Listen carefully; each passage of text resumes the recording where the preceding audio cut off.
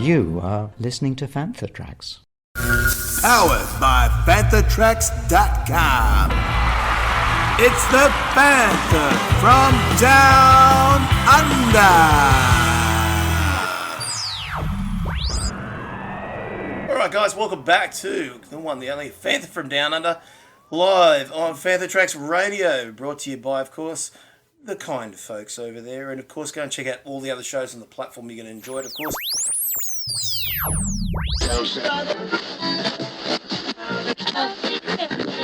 On tonight's episode, we're going back to, of course, Han Solo and, of course, the Brian Daley run with Han Solo at Star's End. And this is going to be the part 2 of my chat with Eric Onkenhout. And we're really going to get into our love of Han Solo. These really were classic stories in the Star Wars folklore, particularly a legendary story because it's Star Wars Legends, or as I prefer to call it, the expanded universe still. You know, you can't change that for me. It is what it is. It is an amazing expansion on the original trilogy and one amazing character, Han Solo, and Chewbacca as well. And one amazing ship, the Millennium Falcon. So I forget that. On tonight's, we're going to get into the story of the novel itself and get into how it ties into the movies, which is that it really is exploring what it is to be Han Solo. You're not going to be finding all the other characters that you know, Luke and Leia. They're not in there. They're all gone in other directions. This is Han Solo, Chewbacca out there in the midst of the universe and having their own adventures. And of course, at the time with Splinter of the Mind's Eye, many other stories, this was a time where he was the scoundrel you knew, the smuggler, and of course, the one we all want to be. Han Solo was us in that universe. We're going to be chatting that and, of course, much more, all here on the Fantha from Down Under. For everything in one location, daily news, reviews, interviews, podcasts, video and social media feeds, bookmark FanthaTracks.com for Star Wars news 24/7, 365.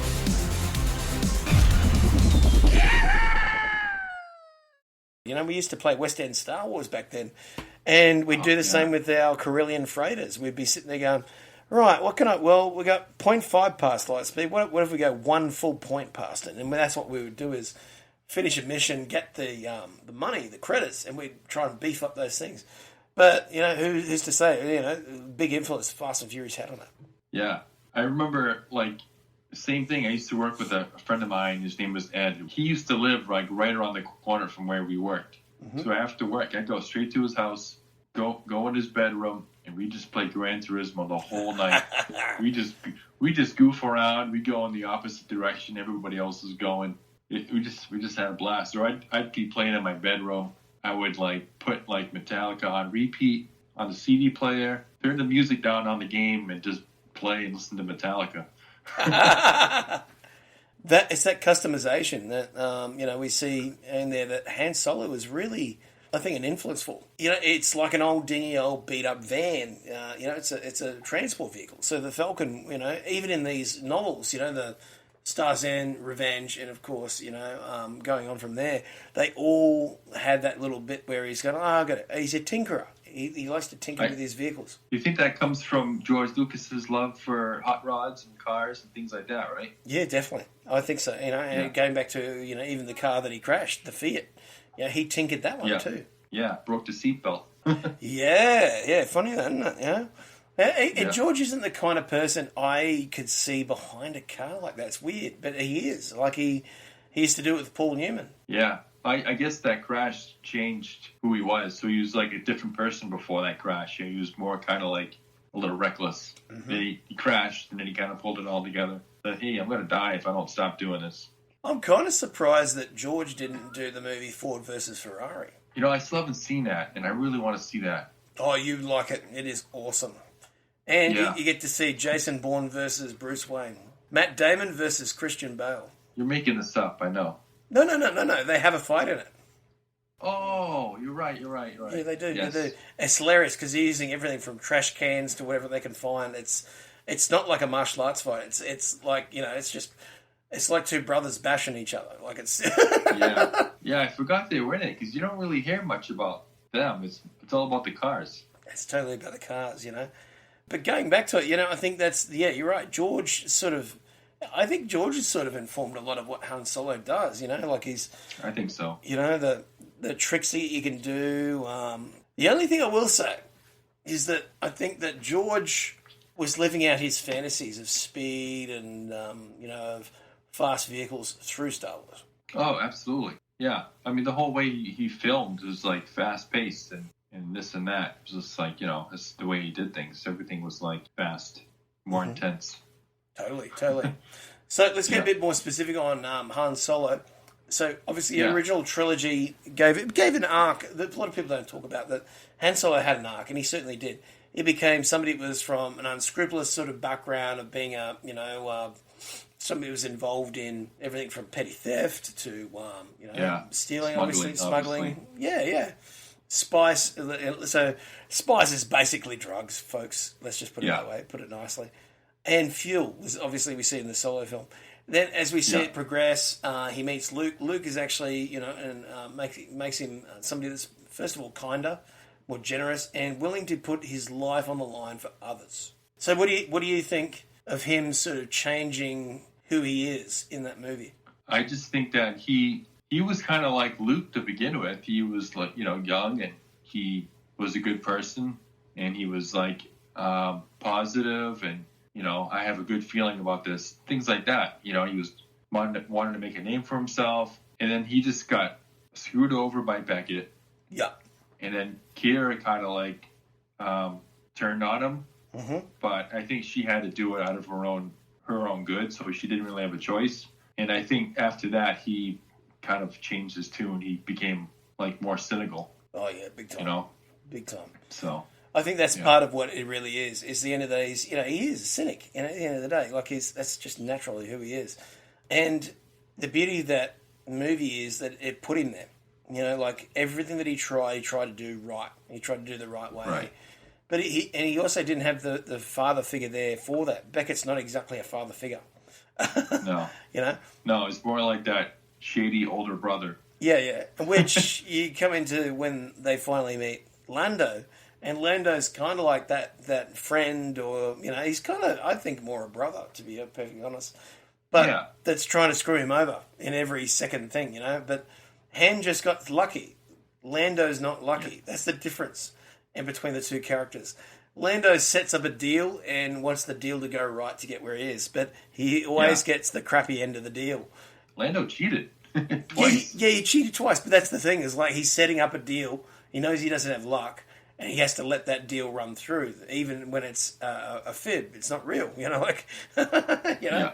And exactly. And whereas Han just walks into everything and somehow gets out scot-free, like even in Force Awakens, Han Solo, you're a dead man. That was pretty good. But yeah, and I think that's what informed him, and that cynicism went for the next 10 years or whatever it was, until we see him in New Hope. And I still, there's a good man in there, but the world's really beating him down. Yeah. Yeah. Well, that's why we need a new Solo movie, because I want or some sort of TV show or anything that shows what happened in those 10 years. I know he went to go work for Jabba. Mm-hmm. What exactly happened in those 10 years? Like, did he go straight to being cynical, or did he have some good parts left over? Like, what happened? Yeah, that's right. We need to see exactly what it was, at the end of the day. Yeah. And you're totally right. Totally, 100% right. And I think that's what we get through that. So obviously by Jedi, the transition of him to being more generous has all been through Luke. And obviously Leia's influence to a certain extent too. But a lot of it is Luke showing that, not just the Jedi way, but just being good, caring for others, being selfless is the thing. And in turn, he comes selfless by then. Because when we see it in, of course, Force Awakens, we see the end of Han Solo, but it's about him seeing the greater good. And the greater good is that he knows his son will turn back. But he doesn't think it's... I think, in hindsight, he doesn't realise that, it's not going to be for another 2 movies. But his finest performance is when we see him in Rise of Skywalker, in my personal opinion. Yeah.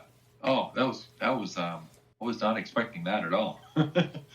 That was great, though. I mean, you got to think that, like, when he met Leia and Luke and, all those guys in the Rebels, and he had to be reminded, like, oh, I had a good group with me, 20 years ago, whatever it was, 15 years ago, and they all died on me or tried to screw me over. When he met Luke and Leia, he got reminded what it's like to have friends again. Yeah. And I think eventually he just like was reminded and, changed his tune a little bit. Said, hey, maybe I need to stick around and, help these guys out. That's right. And it really set him apart. And I think he was ready to take on that next hurdle.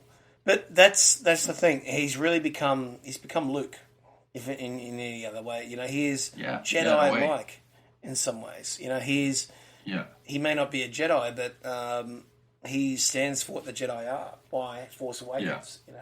There's still elements of Han there, and the way they set it out. But what JJ did with him in that film is still probably some of the best. And it's still the best of the newer trilogy. Last Jedi has some greatness. So does Rise of Skywalker. But for me, Force Awakens just hit it over the head. Perfect. Yeah. Yeah, when Han and Chewie came in the door, he's like, Chewie, we're home. It's like, oh my God. Your whole like insides like swell up. It's like, oh my God, there he is again. There's Han Solo. That was it. I mean, it's just perfect. I mean, it's what we wanted. And I think, for the character, everything was bang on. And I think that's why it was so good to see him back in Rise as this sort of apparition. Obviously, it was just Driver's, in this case, Ben Solo's mind. His memory, Yeah. And then he lives through that. You get to see him do scenes, particularly when he grabs a saber and he does the whole shrug thing. It's just like his dad. Yeah, pretty much. I mean, he's basically Obi-Wan Kenobi in that movie. Han Solo is, he just appears before Ben and gives him some advice and, disappears and that's it. That's right. It's just brilliant. I mean, and that's the arc. Yeah. That's the arc of his character. He is, in my mind, becoming what the Jedi are, and even in a different way, a ghost, of that too. So it's interesting. Yeah, it's funny too because, Harrison was like, kill Han Solo off. He's got no story arc, just kill him. And then finally when it happens, he does have this great story arc because he goes from being a good guy to being cynical, and then he comes back, and then he dies, and then he's a mentor to his son. It was totally. Yeah, Hello, I'm Ahmed Best, and you're listening to Fantha Tracks. He's also a mentor to Rey, and in some ways, even more so than, the likes of Luke. I mean, Luke's there, don't get me wrong, but he's kind of not at times too, like, because of the arc that they went with him. And I think Han Solo, giving her the ship, she's the embodiment of not just Leia and Luke, but also Han. She is more than just a Skywalker. Yeah.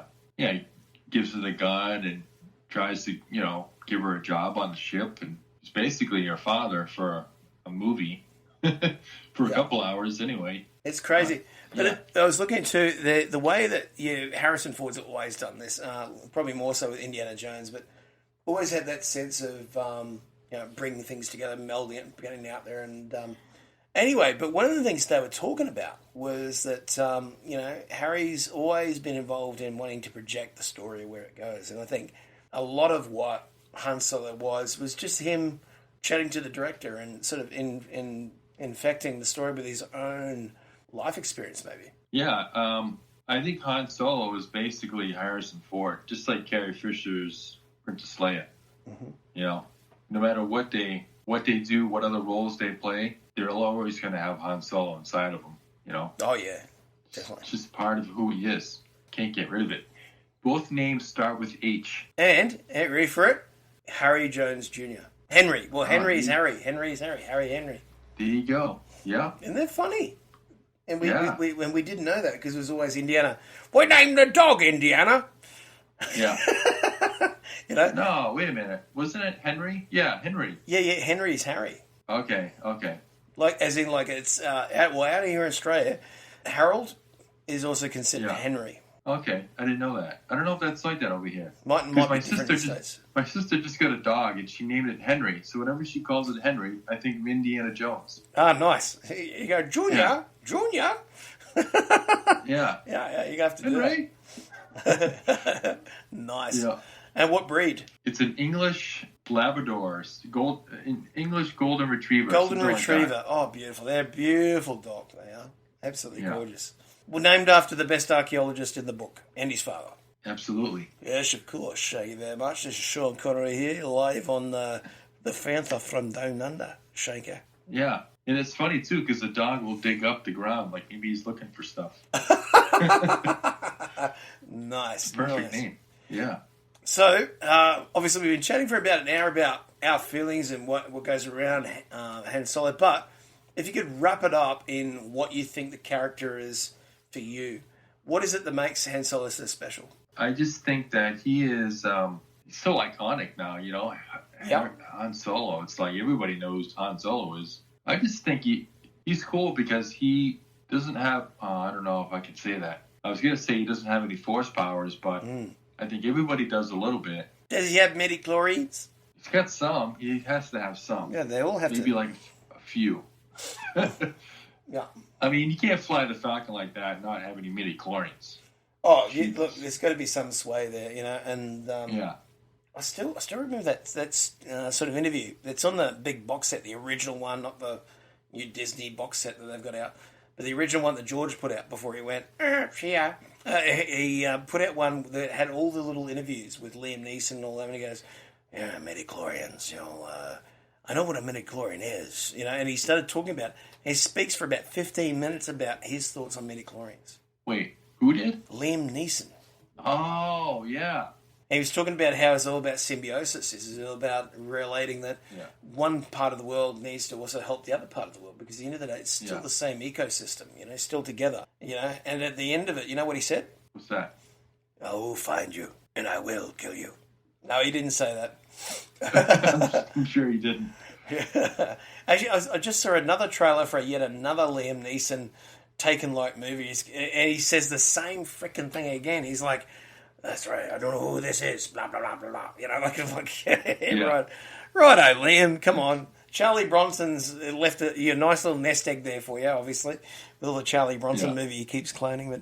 But yeah, Han Solo is that, eh? Like, he's iconic. He's us in Star Wars. He is the everyman. We would all go into this going, "I'm just doing a job. This is all weird stuff around me, but it's, you know, spaceships and... simple tricks and nonsense. Yeah, and that's it. It's exactly it. There's all this Jedi rubbish, you know, where it's like, whatever. And I still think today, the biggest mistake Star Wars did was went too Jedi heavy.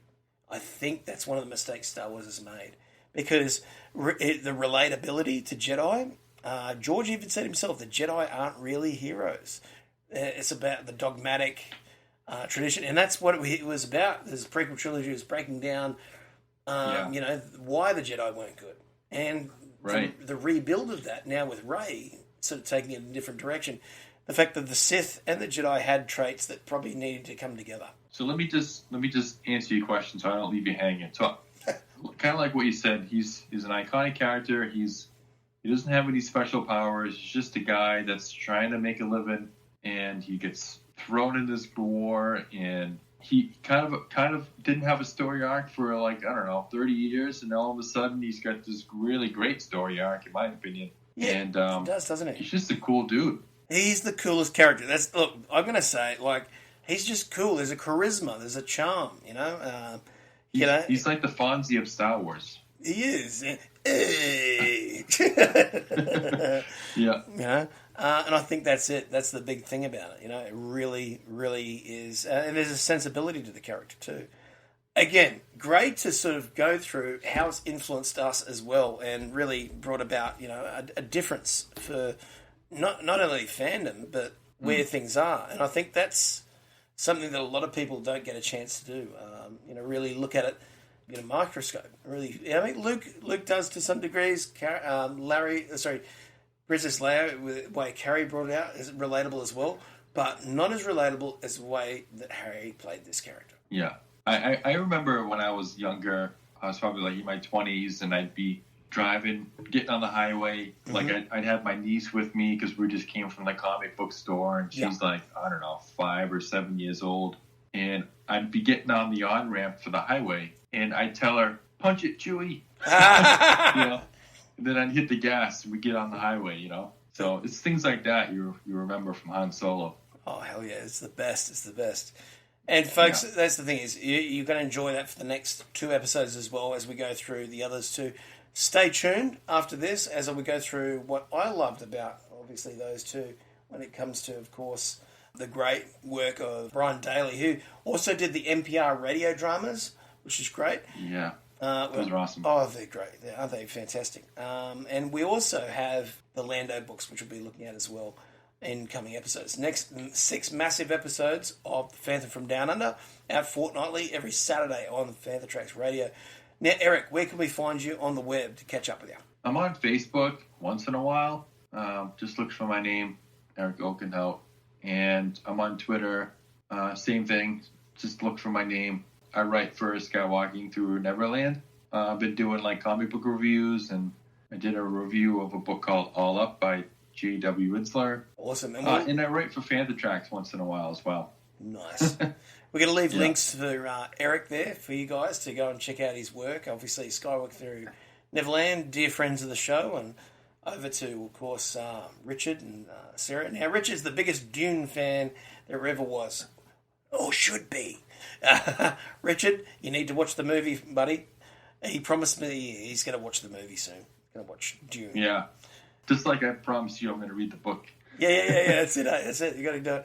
Also, catch us at The Lethal Mullet on Twitter, Facebook, and Instagram. Obviously on Phantom Podcast Network as well over there with The Lethal Mullet Podcast, celebration of 1980s action cinema and more. Also with Making Treks, a Star Trek fan podcast with Mark Newbold. Hey, mate, how you doing? You all right? There you go. There he is. You can catch that there. And, of course, the Mullet Guild, a Dune franchise podcast. So we look at all that too. So go and check that out. You're going to love it, folks. It's going to be fantastic. But I want to thank Eric for being on the show tonight, mate. It's always great to chat with you. Yeah, I love coming on here. Just chill, just talk, whatever comes up. We usually kind of like meander around the topic, and then we finally get to it. It's good stuff. Good times. It's always good because it shows you how much that topic has influenced us.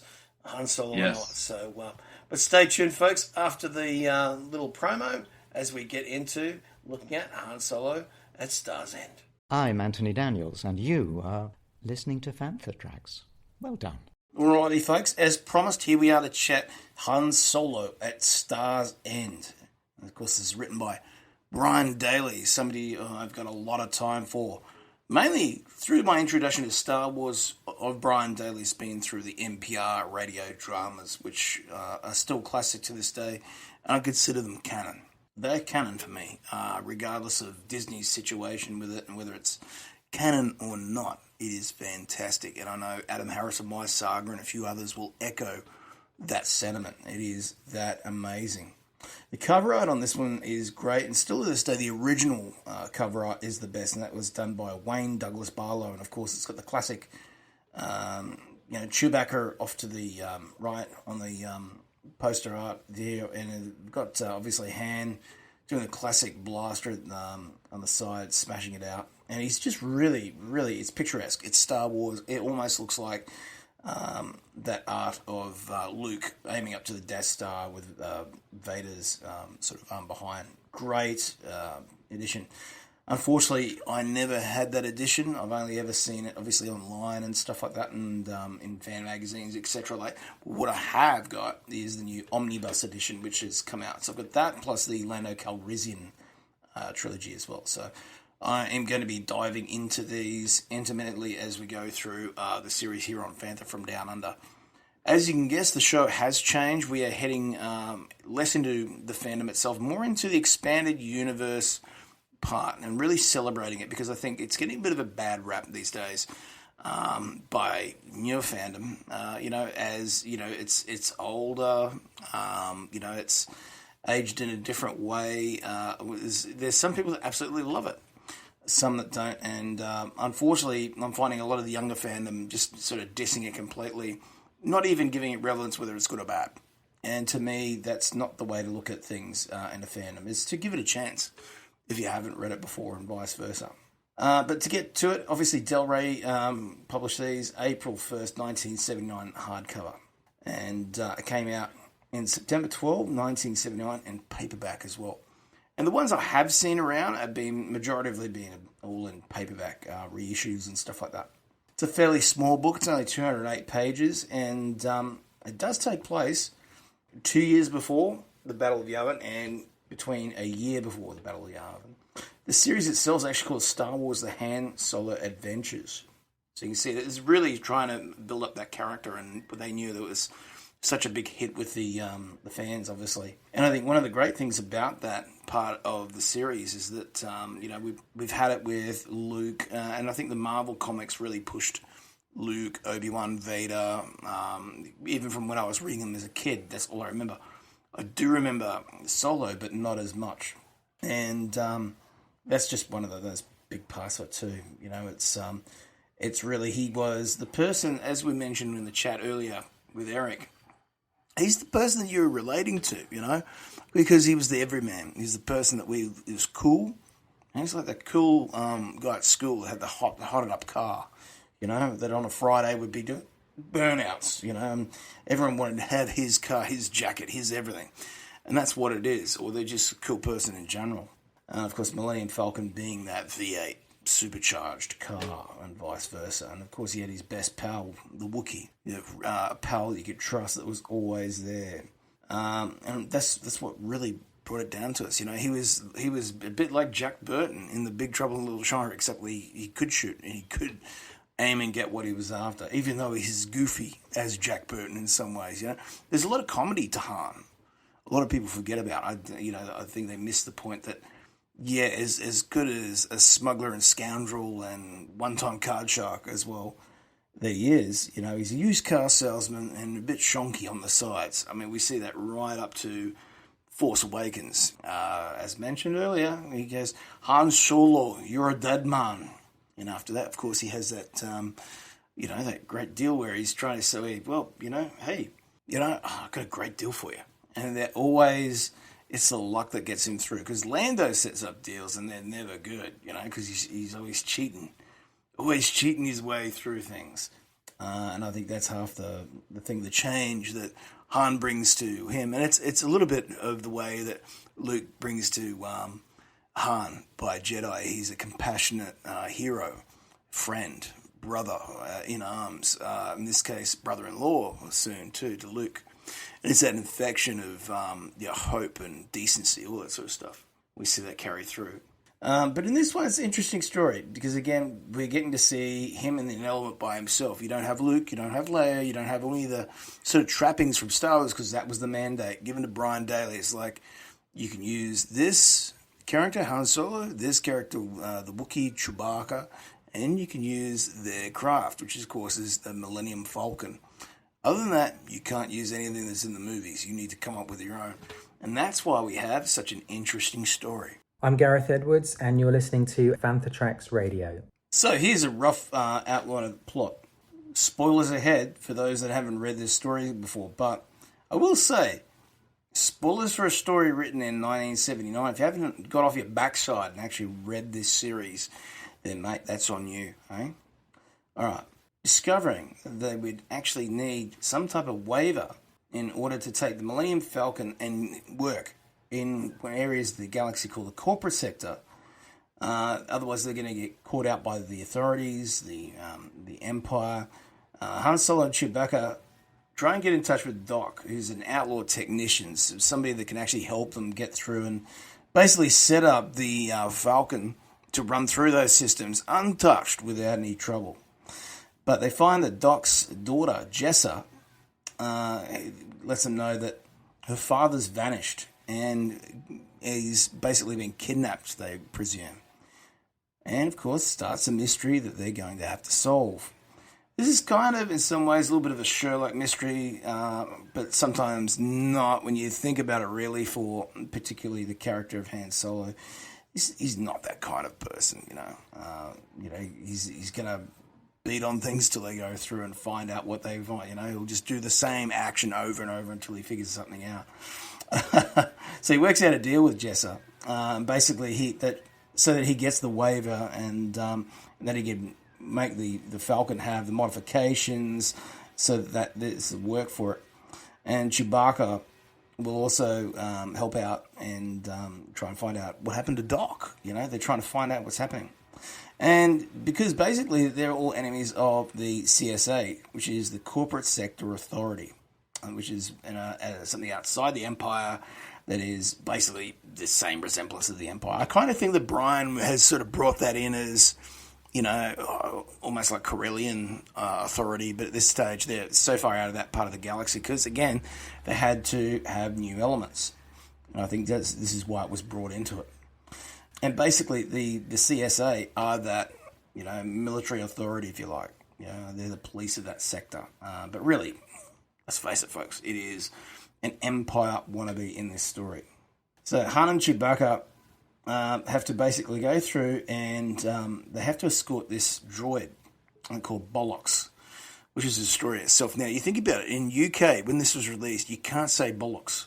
If you said Bollocks over there as a droid, it would be a bit weird because it basically means something quite rude over in the UK. Here in Australia, we kind of the same thing, really. So instead, they had Zillox. But anyway, they're getting back to the droid. It needs to be taken to the agricultural world of Oron 3. This is the place where they're going to meet up with Rekon, who is basically the head of the missing person search, the place we're going to find out where these people have been kidnapped, etc. too. And this is where things thicken. Obviously, we're starting to find out why things have been happening the way they are, that sort of thing. After Han and Chewie meet with Rekon, they basically make a play, once they get into the computer system of the CSA, to find out exactly where these people are being held, and of course Doc as well. They then go and try and find where these abductees are and find the location. But they're set upon because there seems to be a traitor in the ranks. So as they go through, the group tries to get away from the planet itself, but unfortunately Chewbacca is captured by the CSA, the authority. After this, Han and all the group manage to get aboard the Falcon and escape. But in between that, as they're leaving orbit, the traitor then shoots the head of it, which is, of course, Rekon, and takes all of the information stored that the droid Blue Max taken. But before he dies, Rekon is able to actually get some information out to Han and the others. He basically tells them about Star's End and the location Midas 7, and leaves it on the Falcon's Sabacc table, or the game table. And of course, out through this, the team and Han Solo figure out that this must be where the prison facility is. So with that, of course, he's able to then go to the facility at Star's End and get through by masquerading this time as entertainers. Something you could kind of think that Han Solo has done a few times, has got disguises on, all that sort of thing, and tried to use it. I mean, Lando did the same thing in Jedi as well. So something that these smugglers and scoundrels must do quite frequently. And of course, they able to get in, rescue Doc and Chewbacca. And at the end, the entire CSA facility is destroyed, along with obviously head, the admin, and of course all the CSA military inside in the escape. So it's a real mission. It's a Dirty Dozen sort of story. And for a start of this, you getting how, much of a gamble Han Solo is as what he really puts out, what he's willing to risk as well is the other thing. But of course, all of this is he considers it a job.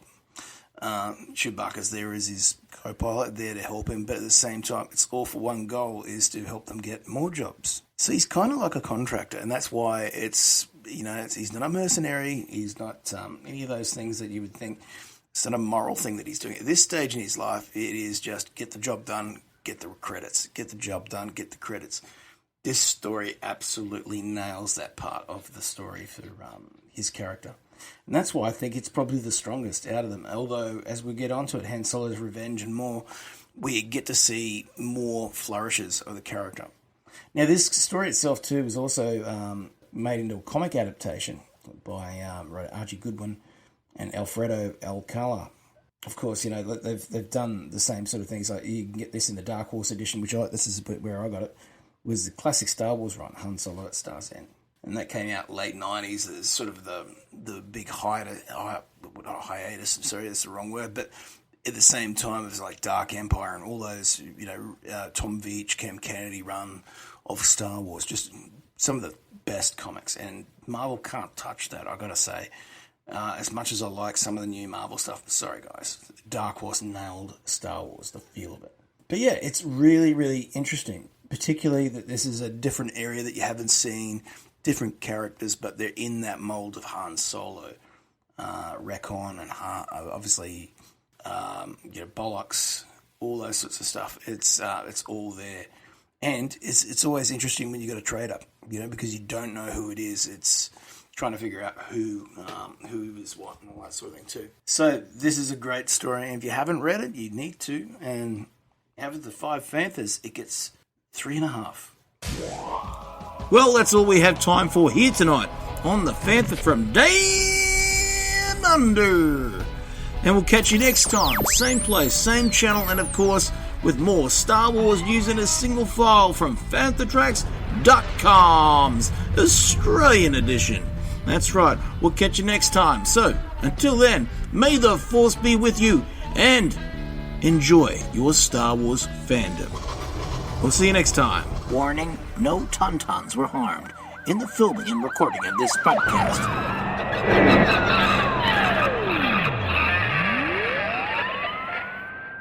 Coming up next on Fantha Tracks Radio, it's Making Tracks.